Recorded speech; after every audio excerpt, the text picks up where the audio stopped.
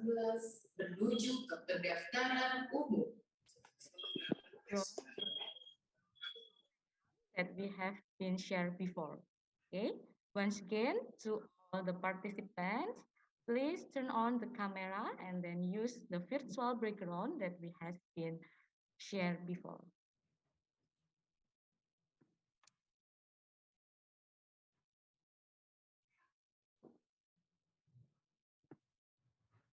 How is Surabaya, Mr. Dad? Sorry, I cannot getting you properly.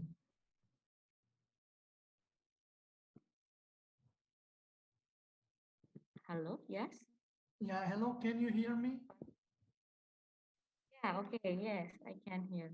How about Surabaya today? Yeah, it's pretty hot here. Today it's hot.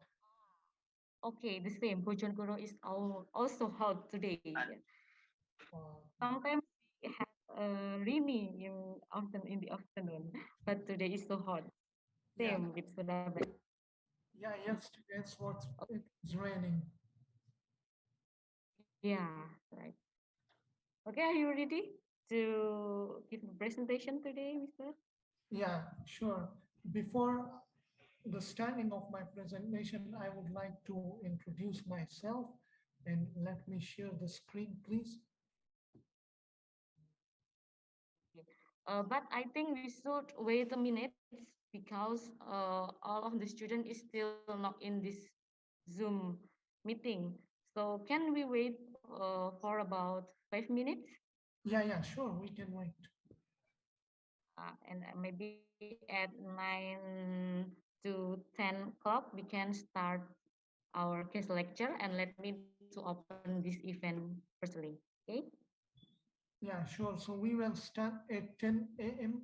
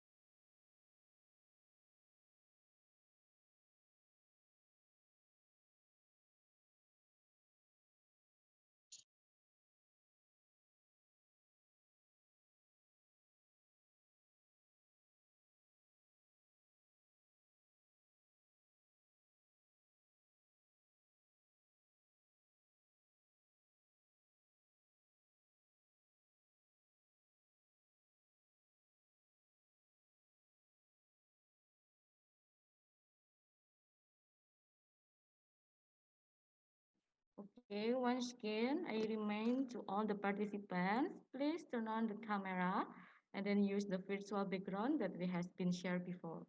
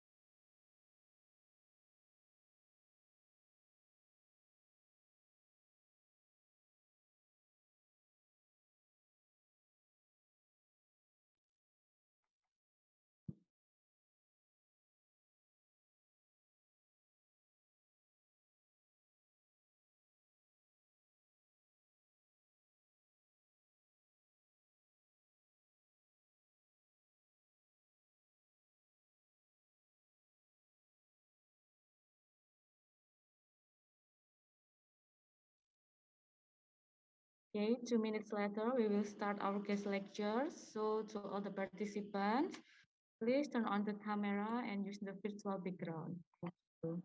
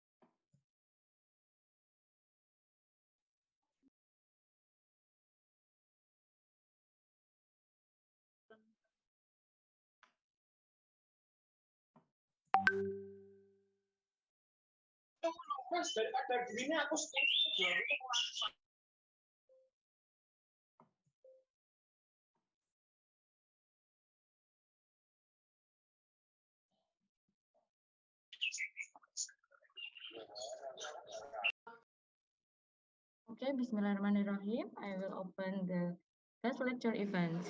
Okay, Assalamualaikum warahmatullahi wabarakatuh. Waalaikumsalam. Wabarakatuh. Selamat pagi, good morning, Om Swastiastu, Namo Buddhaya, Salam Kebajikan. Respectable, the head of STIKES Rajekwesi Bojonegoro, Ibu Fidrotin Azizah Eskepnes MKes, the Honorable, the Vice One of STIKES Rajekwesi Bojonegoro, Ibu Rahmawati MKes, Honorable, the Vice Two of STIKES Rajekwesi Bojonegoro, Bapak Ahmad Maftukin MKes, the Honorable, the Vice Three of STIKES Rajekwesi Bojonegoro, Ibu Evita Muslima Isnanda Putri Eskepnes MKep, and all the participants, lecturers, and students that we are proud of.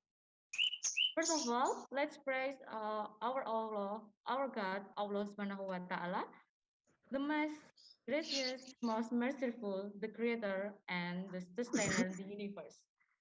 Peace be upon Prophet Muhammad Sallallahu Alaihi Wasallam, the last messengers of Allah who has guided human life from the distraction into the right way of Islam. So good morning, ladies and gentlemen. My name is Eva Riantika.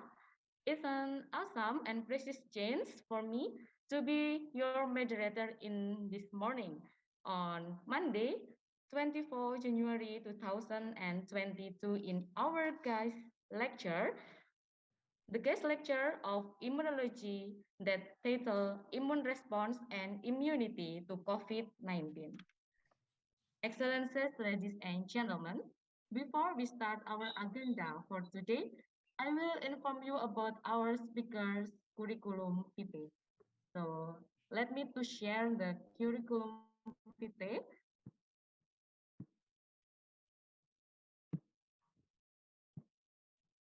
Yes, here we are. Our guest lecturers today is from Mr. Sazat Saukat, so we can call him Mr. Zat. Mr. Zat is recent master's degree graduate in the field of immunology and has bachelor's degree in the field of microbiology. And this is the contact. He is in Department of Immunology, Postgraduate School of Universitas Erlangga, Surabaya. And then this is his email and his number phone you can see on the screen. And then the education background from Mr. Zat. Mr. Zat is start study at University of Peshawar, Pakistan as his bachelor studies in microbiology at September 2014 till July 2018. And now he is as a graduate from Universitas Erlangga, Indonesia as his Master of Immunology from December 2019 till November 2021. And his language skill is Pashto as native and then English with the IELTS score is 6.0. And then his networks and membership, he is as American Society for Microbiology or Global Outreach Program student member from April 2019 till present, and then Global Goodwill Ambassador or Humanitarian at January 2019 till present, and then National Youth Association as an ambassador at October 2018 till present, then Discover Yourself organization as a member and volunteer till January 2017 till present. And then his organization skill, wow.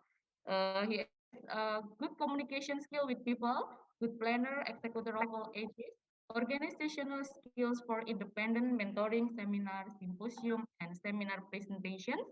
Also hardworking, decision, and good team player, also a flexible man. And then next, okay, about his work experience.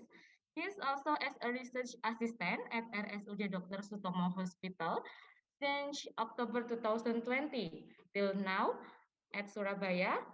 And her job is as collecting and analyzing data, provide ready access to all experimental data for the faculty researcher or supervisor, and then attending project meetings and attending area seminars and other meetings, and then summarizing project result, preparing progress reports, preparing other article and reports and presentation, also reviewing and editing data, then visiting file sites to collect and record data. And then he is also as a junior microbiologist at Marhaba Medical Laboratory at March 2018 till March 2019 in Peshawar, Pakistan. And then in microbiology in Tehran, he is also at Rahman Medical Institute from July till October 2018 at Peshawar, Pakistan. And then, okay, the experience as a laboratory technologist, also in Khyber Teaching Hospital at August 2015 till September 2016 at Peshawar, Pakistan. And then about the publication, he has the first one is chemical composition and in vitro antibacterial and cytotoxic effect of Nigella sativa acid extract. And then the second is phytochemical evaluation and antibacterial activity of ethanolic and aqueous leaf extract of Ageratum consoides grown in Ruastaf wetland, Rwanda at the year 2020. And then many honors and awards that he have. The first one is Global Outreach Program, student member at American Society for Microbiology 2019. and then humanitarian at Global Goodwill, ambassadors at Pakistan Chapter 2019, and then co-founder at McLeaners at 2017 till present, certificate of appreciation on women empowerment at Pakistan Chapter 2019, and then appreciation certificate of volunteer induction from UN volunteers at May 2019, and the best ambassador title and certificate of the year in All Pakistan Research Symposium 2018. So that's all the information about Mr. Zad. Wow, I think that's great and awesome of the achievement that he get. So now let's we step on the following agenda is the presentation from Mr. Zat. I think Mr. Zat is get ready to bring her presentation. Yes? Yeah, sure. Okay. Yeah, I think all the students can wait to her listen and also learning about a very amazing topic that title immunology and immune response to COVID-19. So now, if time is yours. Yeah, thank you so much. Thank you so much, STIKES Rajekwesi Bojonegoro. Thank you to all the staffs and members, and especially the students, the participants who will be joining me in this guest lecture today. And I'm really thankful to Ba Epa Riantika. It's been a pleasure to be here and to represent my university. Thank you so much. Thank you so much. So I would like to introduce myself in bahasa a bit.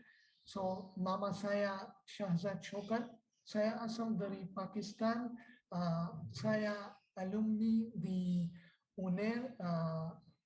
Tapi saya mau lanjutkan S3 di UNER juga yang tahun ini. Hari ini teman-teman kita berbicara tentang coronavirus, coronavirus imunitas dan immune response, apa itu immune response, apa itu coronavirus. So this is from my side, and let me share the screen right now.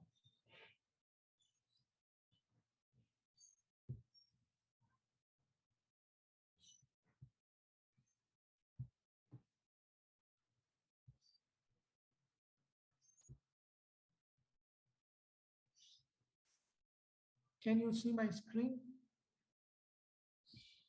Yes, already. And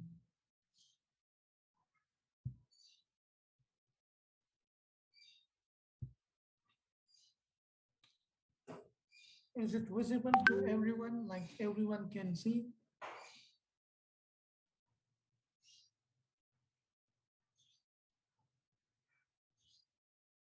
Everyone can see my screen? Oh yes, of course. You can see the screen. Yeah, sure. So let's start the guest lecture, and the topic of my presentation is like the immune responses and immunity to COVID-19.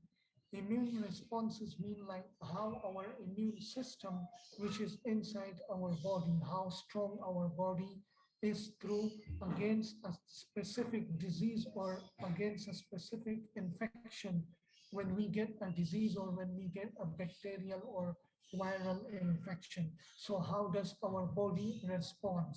And then to immunity to COVID-19. COVID-19, as we all know, that this is really a pandemic and a contagious virus nowadays throughout the world, which is a hot trend topic. So let's start with. So let's talk about the coronavirus. Then what is coronavirus? So the coronavirus previously, what is coronavirus? How does coronavirus evolve and how it become a virus and how the name is corona? So it is the severe acute respiratory syndrome coronavirus 2, which is shortly abbreviated as SARS coronavirus 2, SARS-CoV-2, in the past known as the 2019 novel coronavirus. Novel means the new virus. And this coronavirus is recently developing a zoonotic operator or a zoonotic infection. Zoonotic infection means the disease which can be transferred from one animal to the human. How the disease are being transferred to animals, I mean from animals to the human.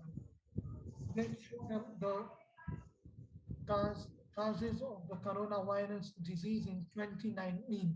First, it was evolved in the Wuhan city, which is a small city in China, and it evolved from the China in December 2019.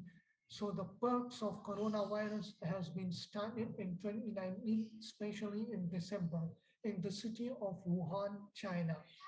So the subgenesis like we can say in general, like the small children's of coronaviruses are the embicovirus, habecovirus, merbicovirus, and nebicovirus.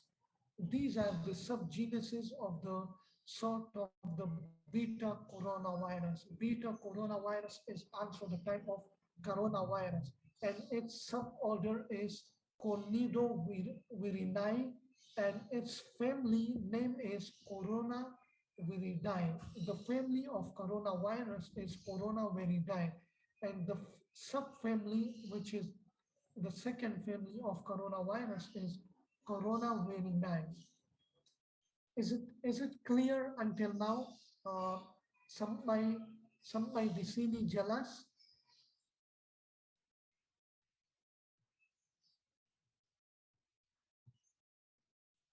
Clear? Now, oh, thank you. Now we can talk about the symptoms when the patient gets the infection. That what are the common and the most important symptoms or the common symptoms that every patient gets into in its context of coronavirus. The first one is fever.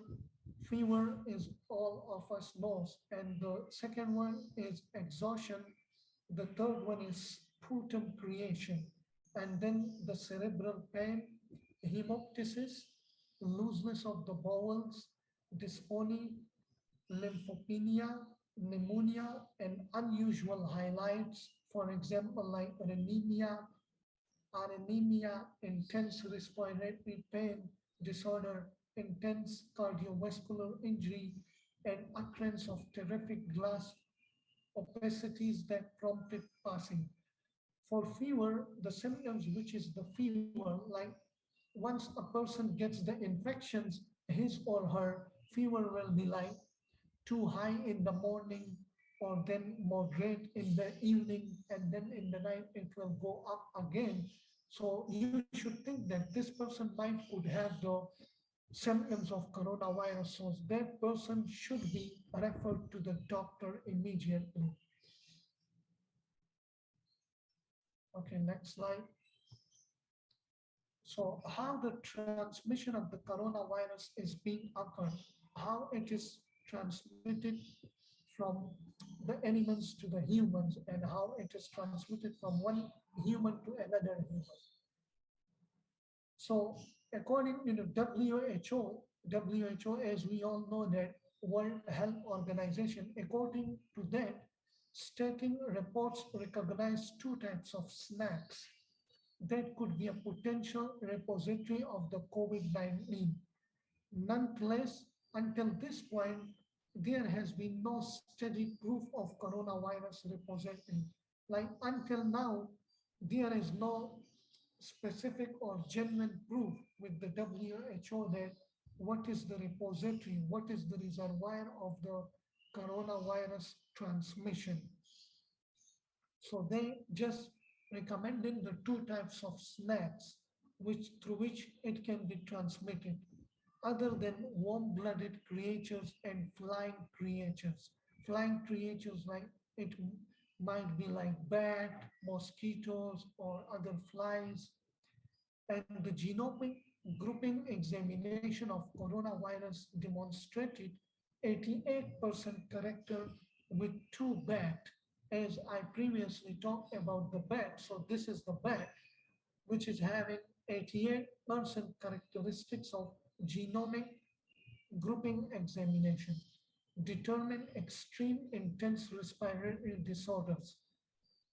Respiratory disorders, as the coronavirus like transmitted to a human body, it directly affect the lungs through which we respire, and it could cause intense respiratory disorders like coronaviruses, showing that warm-blooded creatures are the most probable connection between COVID-19 and its host. So the warm-blooded creatures are the most probable or might be the most probable connection between the coronavirus infection, its transmission into its hosts. So these are some of the figure which can show the systemic disorders and respiratory disorders. So systemic disorders, as I previously talked, like fever, cough, fatigue, sputum production, headache, hemoptysis, acute cardiac injury, hypoxemia, dyspnea, lymphopenia, and diarrhea. So these are the systemic disorders which could be caused by the infection of coronavirus disease. And while coming up to the respiratory disorders, which are rhinorrhea, sneezing, sore throat, pneumonia, ground glass opicities, anemia, acute respiratory distress syndrome, or ARDS. We can call it ARDS as an abbreviation. So now let's talk about the pathogenesis of the coronavirus disease, like the pathogenesis, the immunity against the coronavirus disease. So let me explain you that, for example, this is the SARS-CoV-2. SARS-CoV-2 means severe acute respiratory syndrome CoV-2.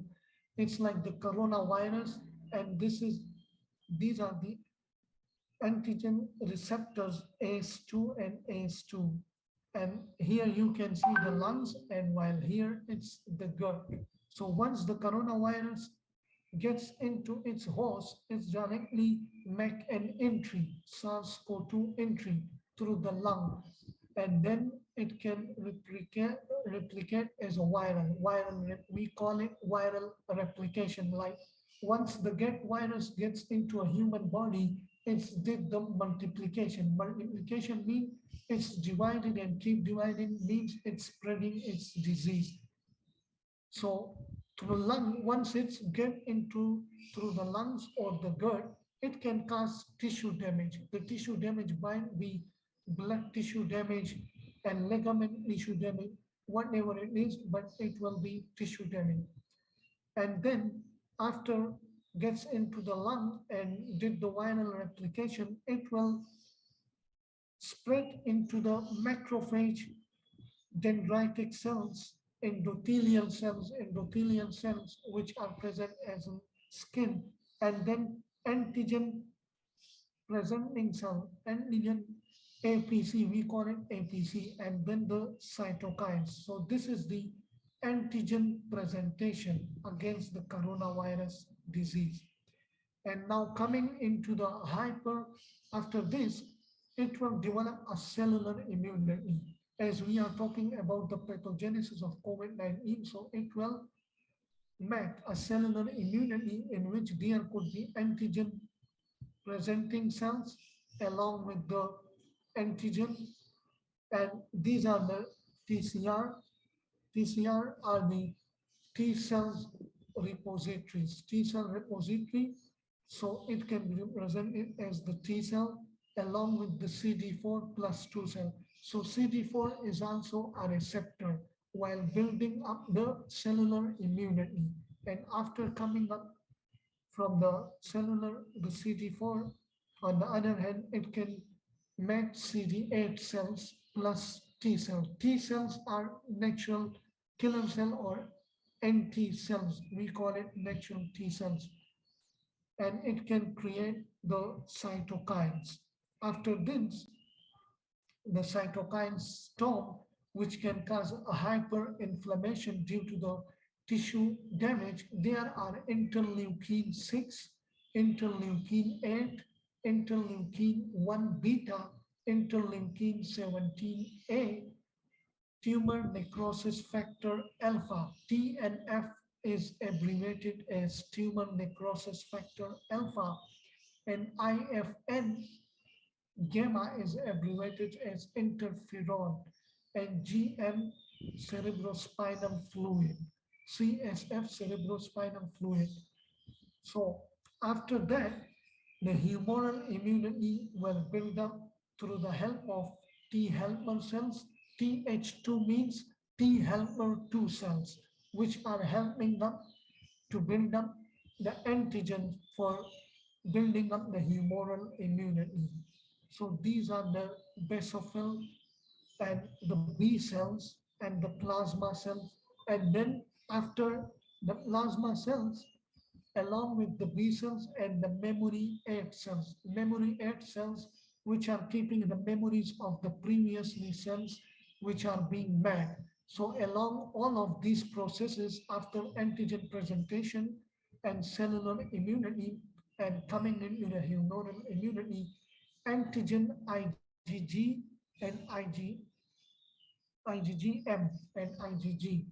These are the antibodies which could be built up against the pathogenesis of COVID-19. So this was a short, brief introduction or brief description of the pathogenesis of COVID-19. So these are some of the cases or the reports or the results from the December 2019 until February 2020. So as you can see, in the chronological incidence of COVID-19 infections, the total cases of the people who have been diagnosed with a coronavirus infection in China were 51,174 patients. And it was in February 2020, but in December 2019, the first case, it was the first case. And after that, after on the same day, 5 people have been diagnosed more. So as you can see in the figure, the chronological incidence of COVID-19 infections and death cases in China, infections with COVID-19 appears in December 2019, according to the WHO. At the time of preparing this manuscript, February 16, 2020, there have been 51,174 people who have contracted the infection in China, and more than 1,166 people have died so far. And it was according to the WHO.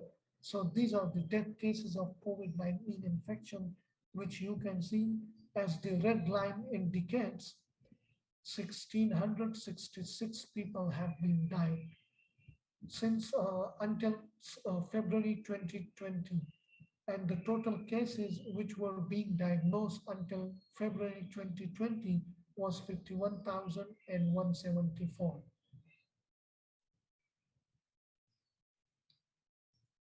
So now we will talk about how coronavirus enters into a human body and how does it replicate.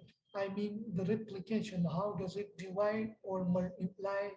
In science, whenever we call or whenever we heard a word of multiplication or division, or in biology especially, it means replication. It means that the disease, for example, when we talk about a division of the disease, it means the disease is getting more stronger in a human body. It is keep dividing them so that it could have its own grip on the human body at the site of infection. So the term division or multiplication means the replication as the disease is getting more stronger at the site of infection wherever it causes an infection. So we are going to talk about the coronavirus entry and its replication. So this is the coronavirus 2, and it's so, and since you can see, as all of you can see, that it's the cytoplasm of the human body, and then it's the virus. The viral gets bind and viral entry via membrane fusion or endocytosis on interaction of S1. S1 means the spike, the glycoprotein with the receptor binding protein. We call it RBD on membrane receptors. So it gets entry through the membrane. This is the virus and it's coming down having its spikes protein SP1, and then it's entered to the membrane, goes up and making an angiotensin converting enzyme ACE. We call in Bahasa we call it ACE2 receptor. So this is the AC2 receptors, and after coming up, you can see that after coming up, the virus met its host ribosome. When it gets into our body or any human body who is being infected, it makes a host ribosome. The virus has its own power of replication and has its own right of making a host ribosome into the human body at the site of infection, which is the single-stranded RNA from the plus sense, having its molecular weight is 30 kilobytes in length, and release of N co-genome. N means novel, co means the coronavirus. So after making a host ribosome with having a single-stranded RNA from plus sense, having a 30 kilobyte in length molecular weight, it has its own coronavirus genome. So after that, it replicates. It replicates and translation of viral polyprotein, which is 1A, 1AB, and the proteolysis to generate the NSP 3, 4, and 6 replication transcription complex. We call it RCT, RCT. So after that, with the replicase enzyme and the replication transcription complex, the, as it's already made his host ribosome along with the single-stranded RNA. So you can see that this blue single-stranded RNA is from here, which is being released by the coronavirus genome, along with the replication transcription complex. So RNA genome, it's from the minus sense. And after this, the genomic and subgenomic RNA, sgRNA. S means sub and G means subgenomic RNA from the plus sense, which you can see that it is having the nucleogenomic RNA replication in the blue color, and then coming up the subgenomic RNA transcription, which is the nucleocapsid in the light green color, having its spike proteins. These are the spike proteins you can see, and this one is the spike protein SP1 and SP2, spike protein 1 and spike protein 2. And you can see the virus gets entered to the membrane, and then it makes an envelope, like it makes a copy so that it couldn't be read by the host body, so that it could cause an infection. That's why it is making an envelope. And coming into the translation of the viral structural proteins, which are S, M, and E proteins at ER membrane. ER means endoplasmic reticulum, which is present also in the human body. Nah, iki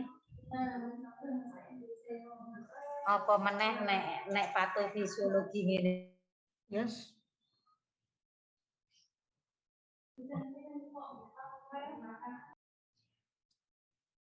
Yes, please. Is there anyone? So, okay. So these are the proteins, the structural proteins of the coronavirus. The viral structural protein are S, M, and E proteins at endoplasmic reticulum membrane. So, and this is the endoplasmic reticulum membrane. As I have discussed the SP1, SP2, so the green color is of spike, which are present on the virus, outside of the virus. And these are the three structural viral proteins, which are S, M, and E. E1 is the envelope, which are being made by the coronavirus. So these are the protein. After that, it combined with the spike proteins, making an envelope, again having the same continuation chain of those viral protein by attaching to the spine, making an envelope, and goes into the nucleocapsid, which I already discussed. The nucleocapsid in cytoplasm. Yeah, it is nucleocapsid in cytoplasm. And along with the genomic RNA replication, the genomic and the subgenomic RNA transcription, this is the coronavirus genome. You can see the blue one is the nucleocapsid, while the lines which are like in a spiral shape, this is the coronavirus genome going into the endoplasmic reticulum Golgi. All of you know that what is Golgi bodies and endoplasmic reticulum.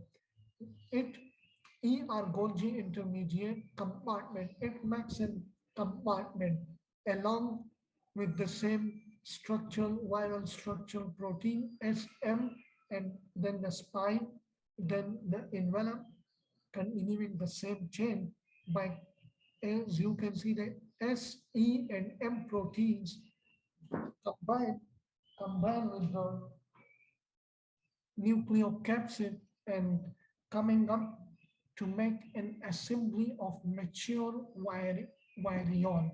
Virion is the virus, making an assembly, like making a bond between the structural proteins, the SM and E, by making the spikes proteins and the envelope, so that coronavirus goes inside into the Golgi vesicles. Vesicles is a layer or a way through which the virus enters into the human host or in its host, and by doing the exocytosis.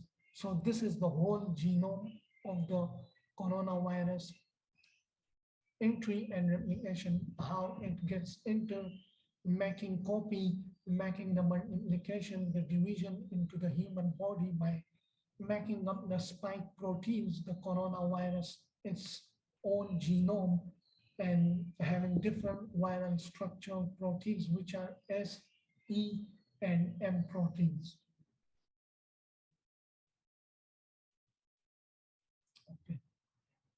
Okay. So let's talk about the diagnosis of the COVID-19. How is it being diagnosed? So the diagnosis of the COVID-19 is the clinical determination of COVID-19 is for the most part dependent on epidemiological history, the clinical signs, and some helper assessments. For example, nucleic corrosive recognition, NCR, CT check, CT scan check, self-distinguishing proof innovation, point of care testing, POCT in short term of IgM and IgT, the chemical connection immunosorbent examine.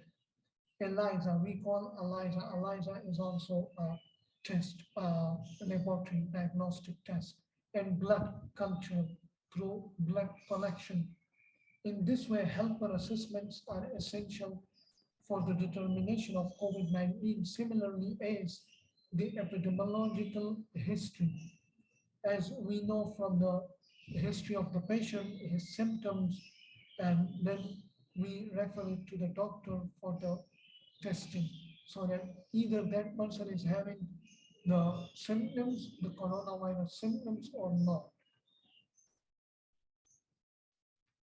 The current strategies treatment for the coronavirus disease nowadays until this time. So as the severe acute respiratory syndrome coronavirus and the Middle East respiratory syndrome, MERS, the coronavirus, the first virus which is being evolved, it was in Middle East. Middle East means the Arabic country, Bahrain, Saudi, Dubai, Oman, Qatar. These countries are called the Middle East countries. So that's why the name, the viral name becomes MERS, MERS, Middle East Respiratory Syndrome. And it is severe acute respiratory syndrome. Severe means that the disease is contagious. And it's like severe means in its high causes of infection. There is of now no clinical demonstration explicit antiviral specialists accessible for SARS-CoV-2 contamination. So until now, there is no clinical demonstration. So the steady treatment, including until now, is oxygen treatment. Through oxygen treatment, a patient can be treated with oxygen, protection liquid administration, and the utilization of expensive range anti-infection agents, and to cover optional bacterial disease, and to stays to be the most significant administration procedure. So now come up with a SARS-CoV-2 variant of concern, Omicron. Omicron, the new variant of coronavirus. Previously, it was Delta. Now it's Omicron. Omicron is already present, like in China, especially in African countries, the west of Africa, like Zambia, Zimbabwe, Gambia, Rwanda, South Africa, and then Tanzania, Burundi. These are the African countries in which the Omicron is present, but now it is already present in the European countries because of the traveling of the people from one country to another people, and it is already present in Jakarta, or I don't know, it might be present in Surabaya too, so be careful. And it's really important to use the personal protective equipments, the PPE. So until now, the cases, this is according to the WHO, World Health Organization. The cases are more than 262 million, and the deaths are so far 5.2 million. These are the number of cases, and these are the number of deaths.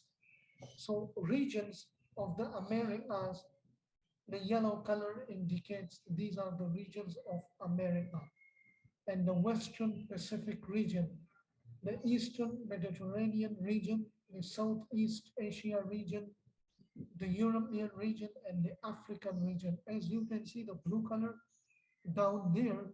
So from June 2021 until November, and then April, and then September. So from September, since June until November, and then in April, September, the cases were high, and the variant were present among the African region mostly.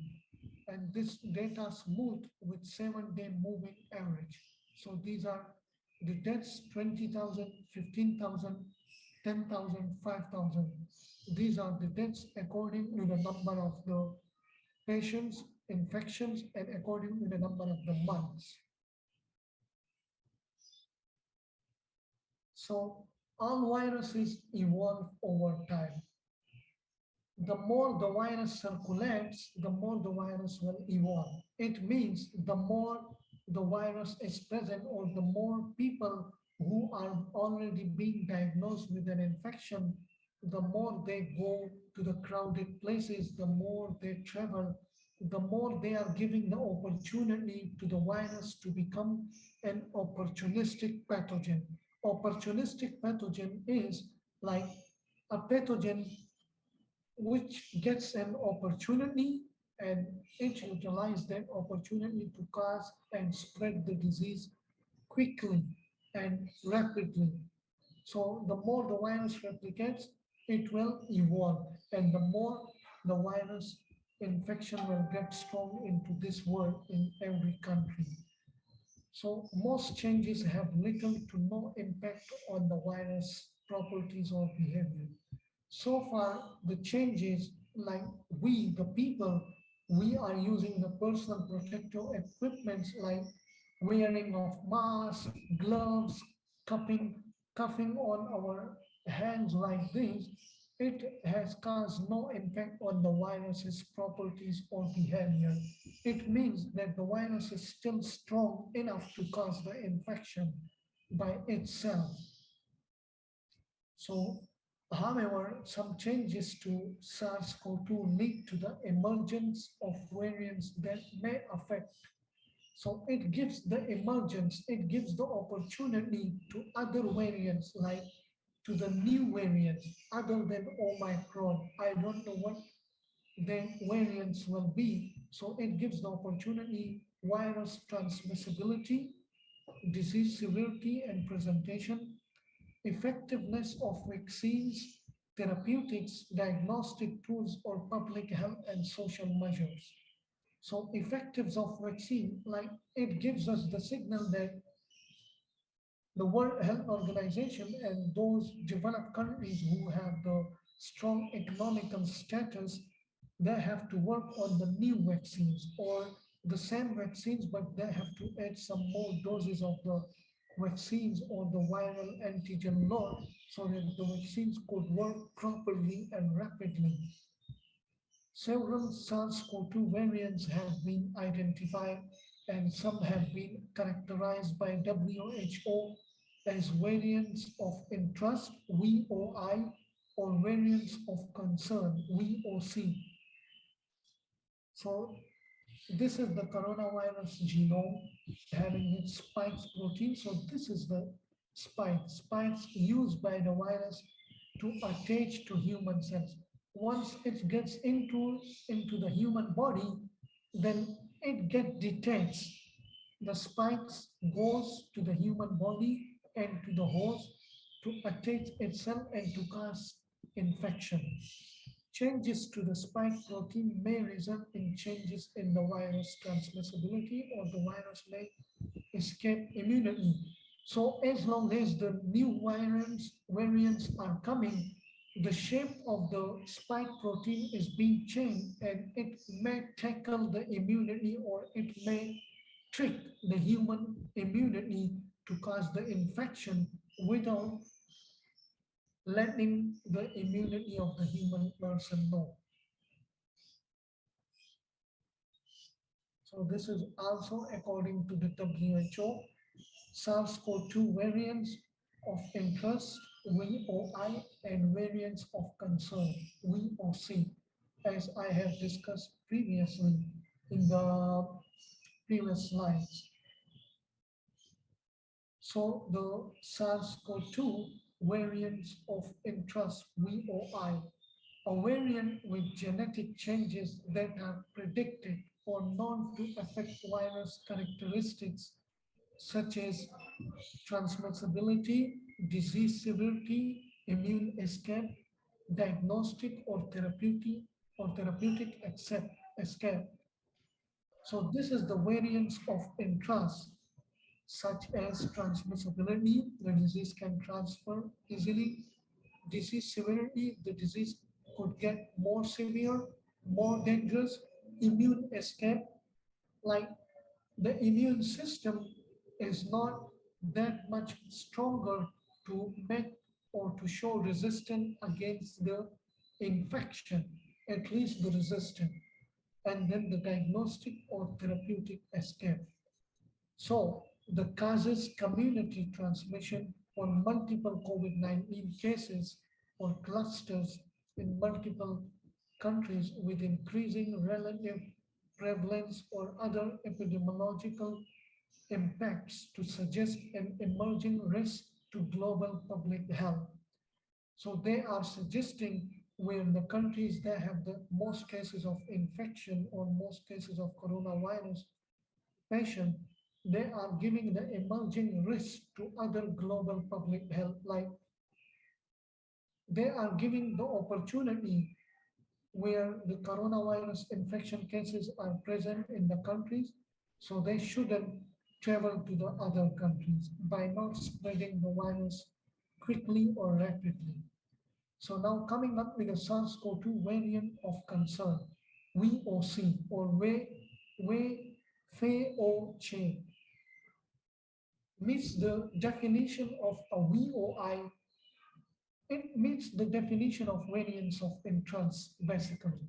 And through a comparative assessment has been associated with one or more of the following changes at a degree of global public health significance.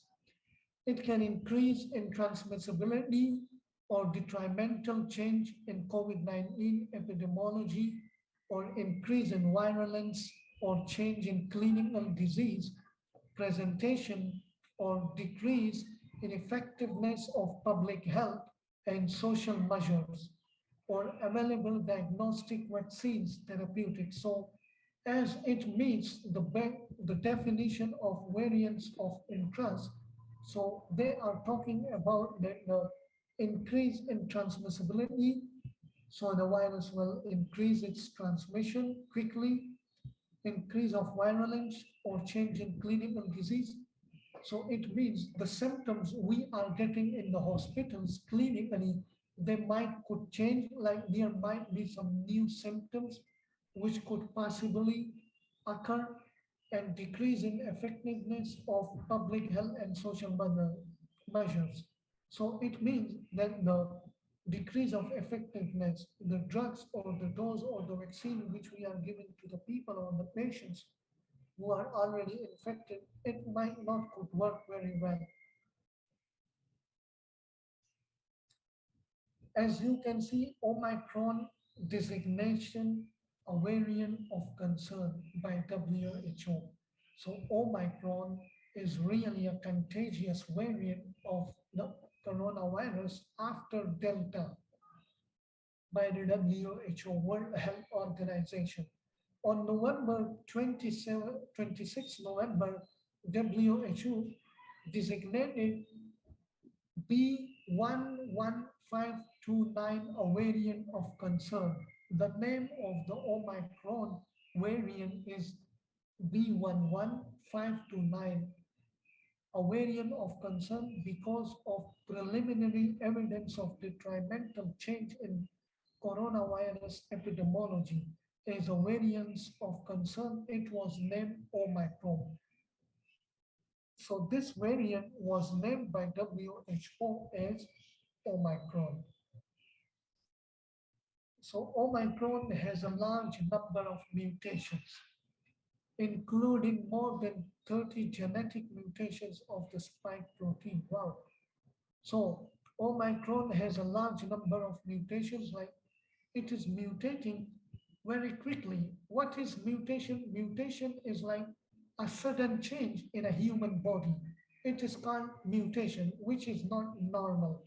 So mutation means it is not normal. It is an abnormal, like something is happening abnormally in a human body. So it is called mutations, including more than 30 genetic mutations on the spike proteins. Like the spike proteins which are present on the coronavirus genome, it has more than 30 genetic mutations. Like it can change quickly and rapidly so that the virus could cause the infection easily. So that is why Omicron is the variant of concern and has been named as an Omicron because it is more contagious than the previous variant, which is the Delta variant. The spike proteins of SARS-CoV-2 is targeted by some of the currently approved COVID-19 vaccines. Mutations in the spike protein, therefore, need to be closely monitored. What does it mean? Need to be closely monitored. It means need to be closely diagnosed or need to be closely measured and need to be closely, carefully and seriously because it could cause the 30 genetic mutation, more than 30 genetic mutation, which are currently approved. It's already approved by the WHO, which is the World Health Organization.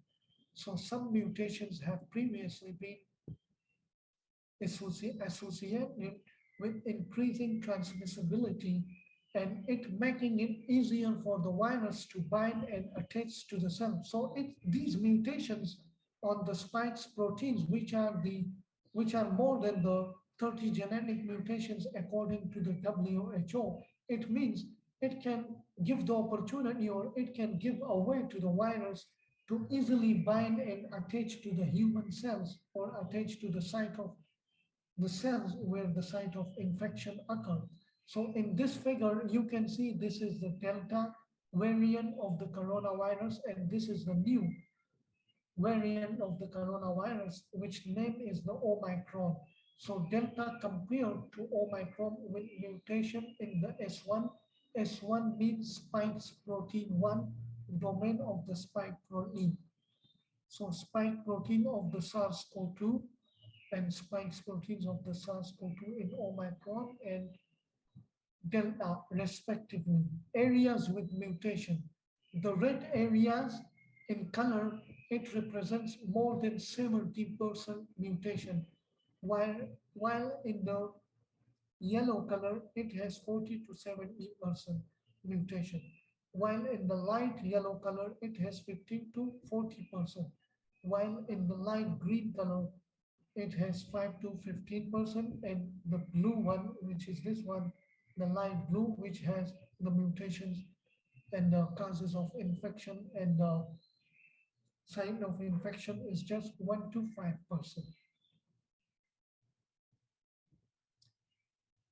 So let's know about the Omicron, the current knowledge according to the WHO about the Omicron is transmissibility.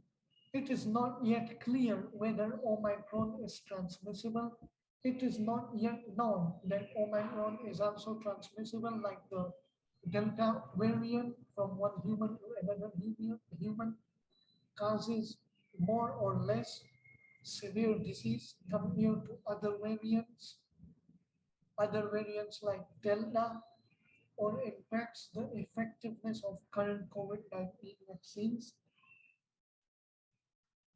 And then reinfection, the infection which is being done again or back and forth. Preliminary evidence suggests there may be an increased risk of reinfection. So preliminary evidence, the evidences or the literature previously shows that the Omicron, however, can be reinfected or however can cause reinfection with Omicron variant. However, information is limited. The information is still not yet completely updated. It is just limited. And about the detection is almost the same like diagnostic tests, including PCR and antigen detection tests, continue to detection infection with Omicron. And the clinical management, corticosteroids and interleukin, IL-mean interleukin 6 receptor, these are the receptors in the human body. Blockers do not target the spike protein and are still effective for managing patients with coronavirus disease. So while characteristics of corona or Omicron are being studied so far, evidence shows that coronavirus vaccines are still effective to protect against severe disease due to current circulating coronavirus 2 variants, including Delta. So the vaccines, they are suggesting the people who are not yet vaccinated, they are suggesting that get done the vaccination like Sinovac, AstraZeneca, Moderna, Pfizer, and biotech one, just get the vaccine because it is still working effectively against the previous variant and the current variants, which are the Delta and Omicron. So the measures which are recommended by the WHO against coronavirus, including Delta and Omicron, are like keep a physical distance of at least 1 meter from each other's, wear a well-fitting mask like N95 or the other surgical mask, open windows to improve ventilation, to improve the natural atmosphere, the ventilation, and avoid poorly ventilated or crowded spaces. Don't sleep in a rooms or in a place where the ventilation is poor, or don't go to those places where there are too much people or too many people, or we can say the crowded places like malls or hospitals or the places where the people are too many. Wash hands frequently. Wash hands frequently doesn't mean that you could wash the hands with just sanitizer. You can wash it frequently with the normal tap water. It can also work. If you don't have certain sanitizer, just don't worry about it. Cuff or sneeze into a bent elbow. Bent elbow means this is your elbow. You can bend it and then you can cuff it over here, or tissue paper if you could have a tissue paper, as it is very cheap in Indonesia too. And then the last one is the get vaccinated when it is your turn. So when it's your turn, just go to the hospital or the vaccination center so that you could get your vaccination on time and make sure you should be careful about the vaccine. Okay, the response to help the Delta and to the Omicron and other SARS-CoV-2 variants, according to the WHO. Advice for all the countries and continue to implement effective public health and social measures to reduce coronavirus circulation, increase vaccination coverage in at-risk populations in all countries, identify those populations who are not yet vaccinated. So you should suggest those people who you might know that they are not yet vaccination, advise them or suggest them to go to the vaccine center and get the vaccination properly and on time. Target the most vulnerable population, which is the most severe or which is the most dangerous and detectable population. Target that one. Enhance surveillance and sequencing efforts to better understand circulating SARS-CoV-2 variants, including Omicron. So submit complete genome sequence to a publicly available database such as Global Initiative on Sharing Avian Influenza Data. This is the public available genome sequence database. If someone wants to submit their genome to this Global Initiative on Sharing Avian Influenza site, they can submit it. Report initial cases or clusters associated with variants of concern, VOC infections to WHO.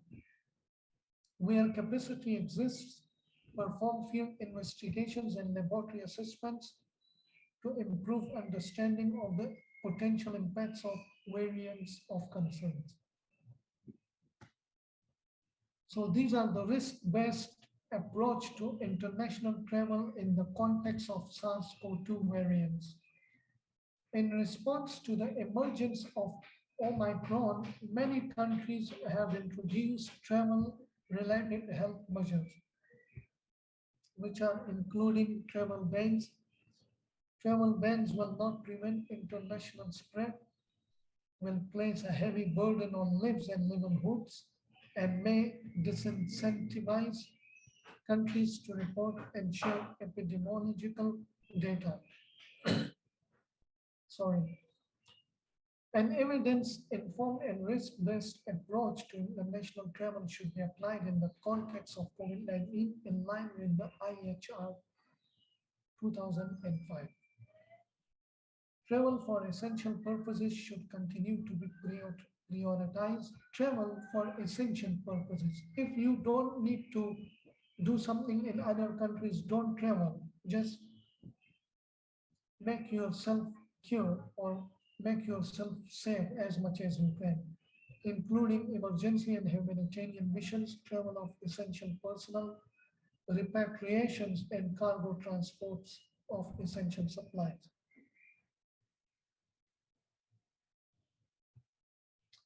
Travel risk mitigation and measures that may be implemented. So the travel advice, national authorities may apply multi-layer risk mitigation approach to potentially delay and or reduce exportation or importation of the new variant. Sorry. All measures should be defined through a risk assessment and commensurate with the risk, time limited and applied with respect to travelers. Dignity, human rights, and fundamental freedoms as per to the IHR. Travelers should remain vigilant for any sign or symptoms of COVID-19. Follow recommendations and continue to adhere to protective measures, such as the use of masks and physical distancing both during travel and at a point of entry. Persons who haven't been fully vaccinated or don't have proof of previous SARS-CoV-2 infection and are at increased risk of developing severe disease, including people 60 years of age or older, or those with comorbidities should be advised to postpone travel to areas with community transmission. So come up with a conclusion of this presentation. On and on, the event and improvement of SARS-CoV-2 rely upon the connection between the infection and the person's resistant framework, the infection and how the person's immunity is showing resistance against the infection. Viral variables incorporate infection type, changing viral burden, viral titer mean the viral volume or the weight, and practicality of the infection in vitro. The person's insusceptible framework factors incorporate hereditary qualities, for example, HLA qualities, age, sexual orientation, chromosome status, neuroendocrine resistant guideline, and physical status. It is basic to grow new protected response, quick and straightforward new advances for recognizing SARS-CoV-2. So obviously, the doctors will deliberately intercede in the two elements to cause them to form into a heading gainful to human well-being, which can enable patients to recuperate at the earliest opportunity. Notwithstanding, it must not be viewed as that clinical mediation can accomplish 100% remedial impact. So thank you so much. Thank you for tolerating me for my presentation, and I'm really honored And thank you so much once again to the Rajekwesi, STIKES Rajekwesi Bojonegoro for giving me the opportunity. And for sure, someday I will visit to the STIKES Bojonegoro and to motivate the students how they could learn quickly and in a good way, and I will motivate them how to apply for different beasiswa to luar negeri so that they could have a degree, master degree, PhD degree, and they could make Indonesia proud. And I'm really proud of being myself that I'm representing not only Universitas Airlangga, but I'm representing my country, Pakistan, and I'm representing Indonesia because Indonesian and University of Airlangga giving me the opportunity to pursue my master degree in immunology and to conduct my research on coronavirus at the Dr. Sutomo Hospital in Surabaya. And again, I will continue my doctoral, my S3 study in UNER, inshallah, in this year, tahun ini. So thank you so much, and I'm really honored and semangat guys. Thank you to all the participants, and thank you for tolerating me. Now I would like to give you all the opportunity if they could ask any general question, if they could ask about my background, my research, how I conducted my research, and how they could conduct research quickly and how to make publication, journal publication like in Scopus, Sinta 1, Sinta 2, Sinta 3, and Sinta 4, Q1, Q2, Q3. So they can ask any question. This is an open discussion. Ya, So, Ica. Makanya bere mahal.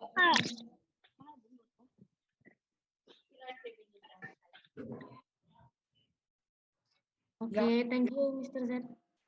yeah, Okay, thank you, Mr. Z. That's such a great presentation today, I think. So I hope all the participants, students, and lecturers are understand about how our immunology against COVID-19 actually to Omicron, yes, the new variant of COVID-19. And thank you for the motivation. I think it can be a motivation to our student, from our student. Maybe they can get some scholarships so they can continue her study in master degree, also at the doctoral stage. Thank you very much. Okay, thank you very much for the prayer. So now if we begin in the discussion session, are you ready, Mr. Z? Yes? yeah, I'm ready. Okay, I will open the first one. I will open 3 questions to all the participants. Please, the students, also the lecturers can discuss about whatever you still not understand about how immunology is working against COVID-19. Okay, please. Maybe from nursing study program or the student from blood bank technology or the student from midwifery study programs. Ya, ayo Arwinda Marcelin, dia mau tanya, gak apa-apa kalau nanya na pakai bahasa Indonesia, gak apa-apa. Okay, thanks so much. But I think they should ask in English, yeah, Mr. Yeah, Because yeah, sure. practice in English. Good morning, Mr. Yes, Introduction myself. My name is Afrinda Marcelin. please, Afrinda. Come from? I'm a student of STIKES Rajekwesi Bojonegoro. I want to ask Mr. How important vaccine to prevent COVID? How important? Vaccine to prevent COVID. Vaccines, okay, so I have previously discussed about the vaccines, like as you know about Sinovac, AstraZeneca, Moderna, Pfizer, BioNTech, different vaccine has been introduced by different countries and different health authorities, especially the World Health Organization, which are already authorized and registered. The vaccines are really important. Like for example, if a child is being born in his small age, we do give polio vaccine to him or her, right? so that he or she could be protected and cured against the polio disease in the future. So that's how important the vaccine for us, because the vaccine we are getting, it's the new vaccine and we are already adult. We are over 20 years. So in the beginning of days, the vaccine, once you get the vaccines, it will try to adjust itself with your own body, how to behave or how to maintain the vaccines in your own body. That's why a person when gets a vaccine in the beginning, he or she think that I have fever or I have symptoms, but it is not the symptoms of virus. It is because you are getting used to the vaccine, not to the virus. That's why you are feeling dizziness or you are sleepy or you are feeling fever. So let the vaccine get used to your body, and after a few days, after 1 week, you are almost fine, and the vaccine works against the infection or build antigen against the specific infection. Thank you, Mr. Yeah, you are welcome, Arvinda. Okay, thank you, Avinda. That's such a great questions. So I can underline, yeah, Mr. Z, that vaccine is very important to all the people. Yeah. However, many the ages of them should get the vaccine. Yes. Exactly. Yeah, it is really important. Oh, but about vaccine, I still not understand about the differences, Mister. Maybe you can explain why we should get the first dose and then the second dose and then booster, like that. Yeah. In the beginning, when I had my vaccine, I already got the Sinovac in Indonesia last year. Yeah. So when we are talking about the vaccine and the booster is not that much important. It is just recommended for healthcare workers, to the doctors, the government employees, like to the lecturers who are going to conduct the classes or working offline. So that is important for those one, the booster. But for the second and for the first and the second dose of the vaccine, it's like it's already used to your body. It's already used to our body, and I think so far it has built its own antigen or own antibodies against the infection. So for the booster, just the public workers, the health worker, the government employees, they just need to the booster. But if someone wants, or if someone really wants to get the booster, they are open to get the booster. But for me, I don't want the booster because I'm already done with the second dose. So just 2 doses are important. Okay, I can conclude. So the first and the second dose is more important. Yeah, Actually, for me, maybe as a lecturer, I don't need a booster. Yeah. yeah, exactly. Yeah. Yes. Thank you, Mr. Z. You're Very good answer. Maybe we can open the next questions for the other study program, please. yeah, From midwifery, maybe, blood bank technology, and the Bachelor of Pharmacy. Please raise hand. don't feel shy to ask question. If you are not asking question, you will not understand. Or that's how research and that's how biology or blood bank or microbiology is all about, because in science there is always question in science. Yes. Okay, please. Maybe for the lecturer, please. For the lecturer, also welcome to give the questions. Yeah, they are also welcome, because I can also learn something from them. Yes, share, yes.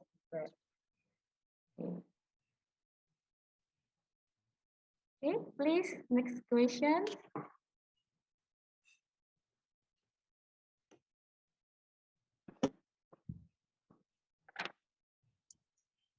Okay, with waiting the other questions, maybe I have another questions. May I ask you, Mr.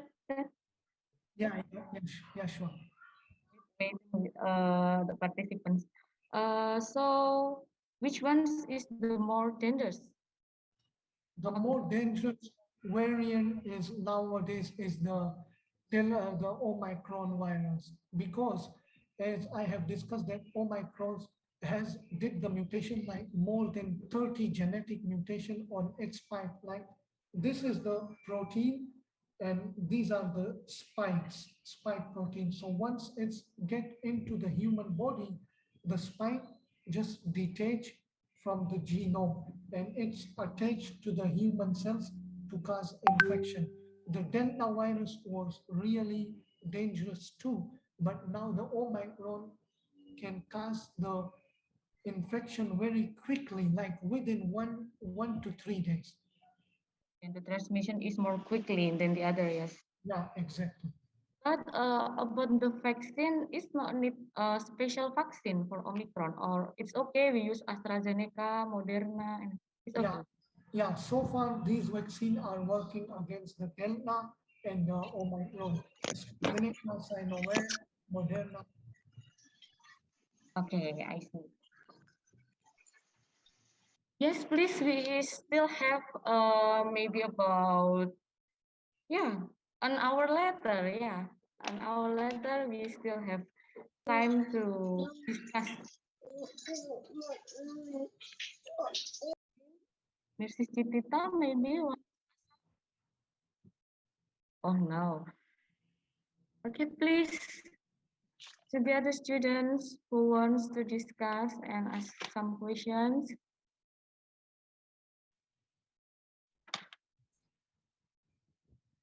I will visit soon to STIKES Rajekwesi to give a motivational lecture to the student. Yes, please, Mister. Yeah, sure. So soon we will meet.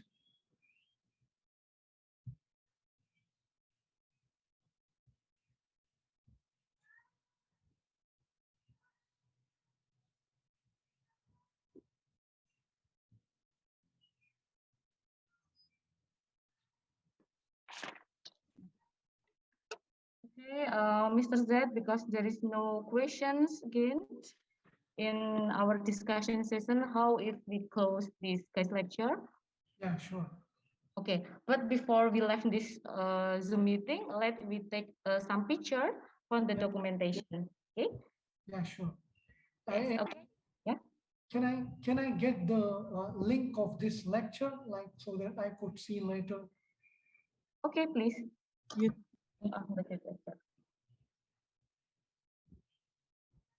Okay, let's take a picture.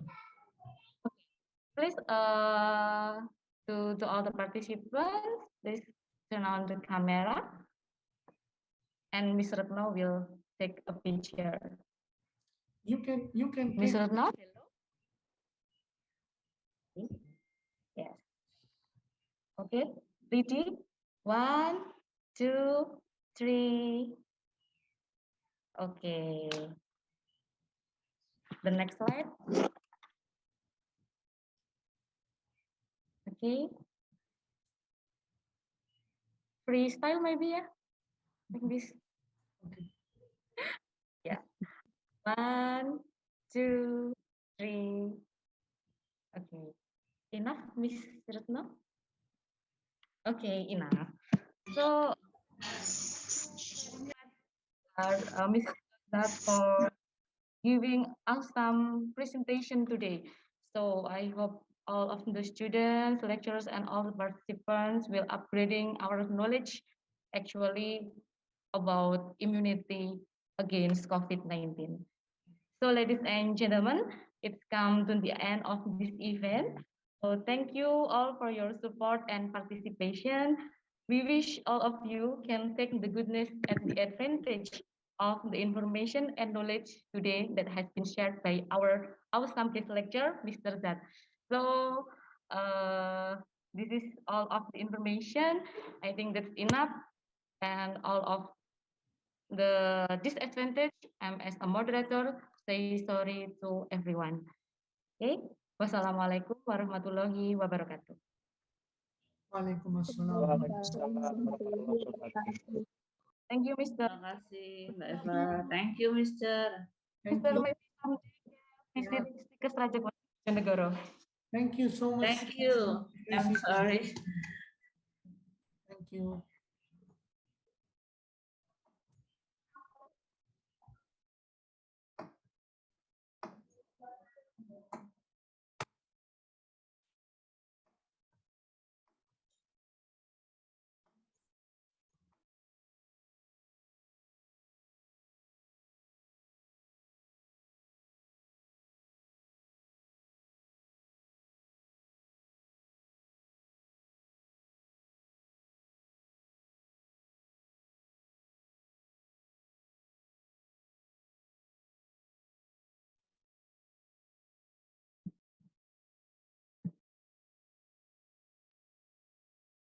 Okay, sorry to all the participants. Please list and filling the meeting attendance that has been shared by Ms. Retno at the chat room. Please click that links. Thank you very much.